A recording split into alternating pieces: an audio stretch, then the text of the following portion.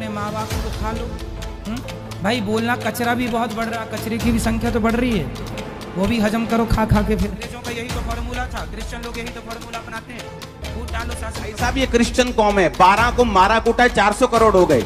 अब 400 करोड़ को मारोगे तो क्या बनेगा, तो देख लो तुम। दोस्तों अभी जो वीडियो मैं आप लोगों के सामने दिखाने जा रहा हूँ आप देखकर हैरान होने वाले हैं, इसलिए मैं आपको कहना चाहूंगा इस वीडियो को जरूर एंड तक देखकर चाहिएगा। ये जो बाबा आप देख रहे हो इसका नाम है अनिरुद्धाचार्य और इसका काम हमेशा ईसाई लोगों को टारगेट करना होता है, अन्य धर्मों को टारगेट करना होता है और अपने धर्म को ऊंचा करना होता है। बिल्कुल आप अपने धर्म को ऊंचा करिए, हमें कोई दिक्कत नहीं है। आप अपने देवी देवताओं को, अपने रीति रिवाजों को ऊंचा करिए, हमें कोई भी दिक्कत नहीं है। तो हम क्यों दूसरे धर्मों को टारगेट करते हैं?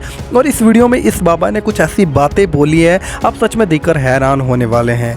तो वो वीडियो मैं आप लोगों के सामने प्ले करने जा रहा हूँ कि इस बाबा का कहना है कि नालियों का जो गंध है आप उसे खाओ, ये करो वो करो, बहुत सी बातें जो सच में मुझे लगता है कि एक धार्मिक गुरु होने के नाते, एक बाबा होने के नाते, या फिर जिस धर्म की हम रक्षा कर रहे हैं या प्रचार कर रहे हैं उस धर्म के मुख्य हम लोग होने के बाद में भी अगर हम ऐसी बातें कहेंगे तो मुझे नहीं लगता कि कहीं भी एक धार्मिक बाबा के मुंह से ऐसी बातें निकलनी चाहिए। जो अपने आप को धर्म का गुरु मानता है उस व्यक्ति के मुंह से ऐसी बातें निकलनी चाहिए। लेकिन फिर भी अफसोस कि आज हमारी आंखें बंद हैं और हम सत्य को नहीं जान पा रहे हैं। पहले आप इस वीडियो को देखिए, फिर आगे हम बात करने वाले। इस वीडियो को शेयर जरूर करिएगा। से बोलो कि मनुष्यों की भी जनसंख्या तो बढ़ रही है, अपने माँ बाप को खा लो।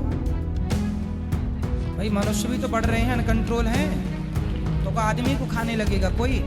और उनसे कहना कि जनसंख्या सबकी, मछलियों की जनसंख्या बढ़ेगी तो तुम बेटा उनसे बोलना जो धर्म है वही चलो।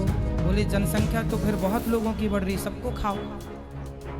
भाई बोलना, कचरा भी बहुत बढ़ रहा, कचरे की भी संख्या तो बढ़ रही है, नालियों का भी तो, नाले का बहुत गंदगी बढ़ रही है, वो भी हजम करो खा खा के। फिर सभी तो बढ़ रहा है। फिर जब सबके ठेकेदार बने हो आप जनसंख्या नियंत्रण के, तो फिर सब खाओ। थोड़ा आप लोग जवाब देना सीखिए। खुश रहिए। कभी अगर दूध चढ़ा रहे हैं तो 5 लाख रुपए का दूध किलो में बह जा रहा है, तो अगर उस चीज़ को गरीबों में बांट दिया जाए, उस पैसे का अगर किसी अच्छे काम में अगर लगा दिया जाए तो वो ये वेस्ट होने से अच्छा है, मुझे ऐसा लगता है। आपने ये बात जो बोली है ये आपने पिक्चर देखकर बोली है। एक पिक्चर बनी है इस पे, है ना?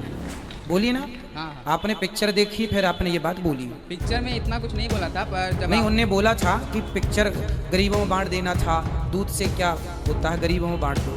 अब मैं आपको बताऊं आपका उत्तर। देखो ये दास अनिरुद्ध है ना, यहाँ पे कोई भी आता है सबको भोजन मिलता है कि नहीं? यहाँ आपने कहीं नाली पे दूध बहते देखा? नहीं। हम कर रहे हैं ना सेवा जो हमसे बनती है, कर रहे हैं ना। हजारों लोग भोजन कर रहे हैं, सवेरे संतों को खीर बटती है, दूध से बनती है, बट रही है ना। जिन्होंने पिक्चर बनाई है उनसे आप ये सवाल क्यों नहीं किए जैसा आपने सवाल हमसे किया? क्या उनसे सवाल नहीं करना चाहिए कि चलो हम शंकर जी पर दूध नहीं चढ़ाते, गरीबों में बांटते हैं, जो कि मैं बांटता भी हूँ। शराब पीने से कितनी बहन बेटियों का सुहाग उजड़ जाता है, कितने घर का चूल्हा बुझ जाता है। क्या शराब के खिलाफ शराब नहीं पीनी चाहिए?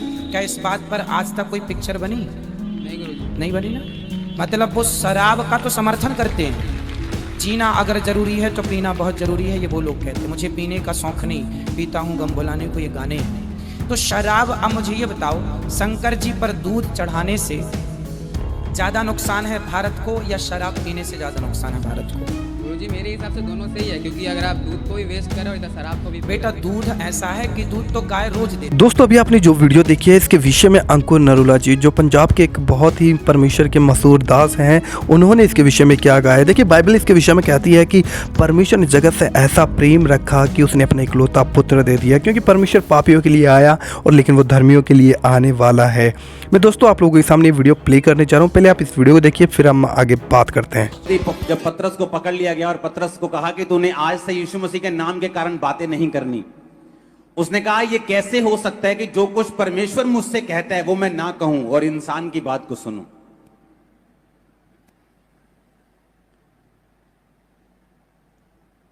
जितने भक्ति के साथ जीवन बिताना चाहेंगे वो सब क्या किए जाएंगे?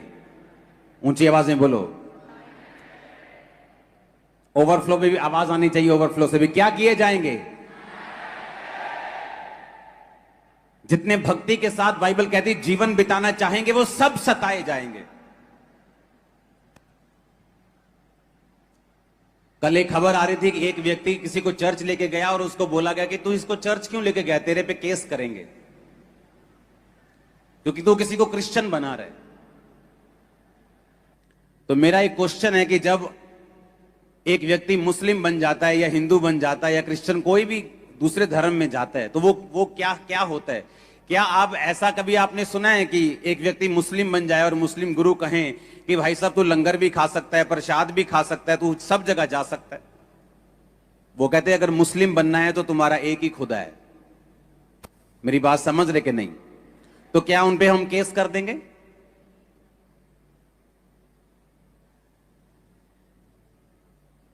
जब हम एक परमेश्वर को मानते हैं तो हमें उसी को मानना है। हमारा एक ही परमेश्वर है, एक ही पिता है, दैट्स इट। और अगर कोई किसी को बता रहा है तो क्या उस पे केस कर दोगे तुम? पंजाब में 90% पास्टर्स के पास अपनी जगह के लिए पैसे नहीं है और वो लोग कह रहे हैं कि धर्म परिवर्तन जो है वो पैसे देके किया जा रहा है। अगर पैसे होते पास्टर्स के पास तो पहले वो जगह ना खरीदते जो हर 2 साल बाद उन्हें जगह चेंज करनी पड़ रही। हाँ, क्रिश्चियनिटी अच्छी लग रही है तो आप भी अपनी अच्छाइयां। दोस्तों मैं उम्मीद करता हूँ कि आप लोगों ने इस वीडियो को यहाँ तक देखा है तो आप आगे जरूर देखकर जाएंगे। जैसा कि आपने इस वीडियो में सुना, अनिरुद्धाचार्य जो एक बाबा है, उनका कहना कुछ ऐसा था कि अगर इस देश में तुम मछलियाँ वगैरह खाते हो तो तुम मांसाहारी हो। बहुत सी बातें वो कह रहे हैं। तो उनका कहना है कि तुम अपने माता पिता को खा लो, जो नालियों की गंध है उसे खा लो। कैसी बातें! मुझे नहीं लगता कि एक धार्मिक गुरु के मुँह से ऐसी बातें निकलनी चाहिए, लेकिन सच जानने वाला मनुष्य कभी भी ऐसी बातें नहीं करेगा, क्योंकि बाइबल साफ कहती है कि जो मनुष्य के मन के अंदर है वही उसके बाहर भी आता है, जो मनुष्य के भीतर है। तो जो हम अपने अंदर रखते हैं वो हमारे बाहर आता है। तो जैसे हम अंदर से हैं वैसे हम दिखते भी हैं। तो मैं बस यही कहना चाहूँगा कि जो बाबा बोल रहा है हो सकता है अंदर से वो वैसा ही हो। मैं किसी के ऊपर दोष नहीं लगा रहा हूँ, लेकिन मैं आपको कहना चाहूँगा कि भले आपको परमेश्वर ने किसी जगह पे रखा है तो आप जो भी करना चाहते हो आप कर सकते हो। आपको इस बात के लिए फ्रीडम है और इस बात के लिए हमें देश भी आज़ादी देता है, फ्रीडम देता है कि हम अपनी इच्छा के अनुसार कोई भी धर्म या जात किसी को भी डिसाइड कर सकते हैं, चुन सकते हैं और इसके लिए आपको कोई रोक नहीं सकता, क्योंकि संविधान हमें इस के विषय में साफ कहता है। देखिए, जब हम पढ़ते हैं प्रभु यीशु मसीह के बारे में, प्रभु यीशु मसीह संसार में आए, उन्होंने बड़े बड़े चिन्ह और चमत्कार किए, उन्होंने अंधों ने आंखें दी और लंगड़ों को चलाया, मुर्दों को जिलाया। बहुत से काम प्रभु यीशु मसीह ने किए और वो इस बात का प्रमाण है कि प्रभु यीशु मसीह जीवित परमेश्वर है और वो सच्चा परमेश्वर है। लेकिन जब ये बातें करते हैं, हमेशा क्रिश्चियनिटी को, ईसाई लोगों को टारगेट इनका करना होता है और हमेशा ईसाई लोगों को नीचे रखना, उनके विषय में गलत गलत बातें कहना। देखिए, मैं आपको बता दूँ, मनुष्य चाहे कुछ भी कहे, जैसा कि आपने इस वीडियो में सुना, अंकुर नरूर जी ने कहा कि जब पतरस को पकड़ लिया गया, बंदीगृह में डाल दिया गया, तो पतरस को कहा गया कि तुम प्रचार मत करना। लेकिन पतरस ने साफ कह दिया कि मैं कैसे मनुष्य की बातों को मानकर परमेश्वर की बातों को अनदेखा कर दूं। मैं परमेश्वर का प्रचार करूंगा और कोई इसे रोक नहीं सकता। जो परमेश्वर का प्रचार है, जो परमेश्वर का सच्चा वचन है, उसे कोई नहीं रोक सकता। बहुत से लोग आज तक आए और बहुत से लोगों ने मसीहत पे दोष लगाए, लेकिन किसी ने इस बात को आज तक प्रमाण नहीं किया। अगर मनुष्य की ओर से काम होता तो शायद लोग इसे बंद कर देते, लेकिन ये काम खुदावंद यीशु मसीह ने इस धरती पर आके अपने बलिदान क्रूस पे देकर उसने स्थापित किया है और इस काम कोई नहीं रोक सकता, क्योंकि प्रभु यीशु मसीह कोई धर्म और जात को स्थापित करने के लिए बिल्कुल भी संसार में नहीं आए, परंतु वो जब भी संसार में आए तो उनका मकसद ये था कि मनुष्य जाति उनके द्वारा उद्धार पाए। हमारे पापों को प्रभु यीशु मसीह क्रूस पे सहकर, क्रूस पे बलिदान होकर प्रभु यीशु मसीह ने आपका और मेरा उद्धार किया है।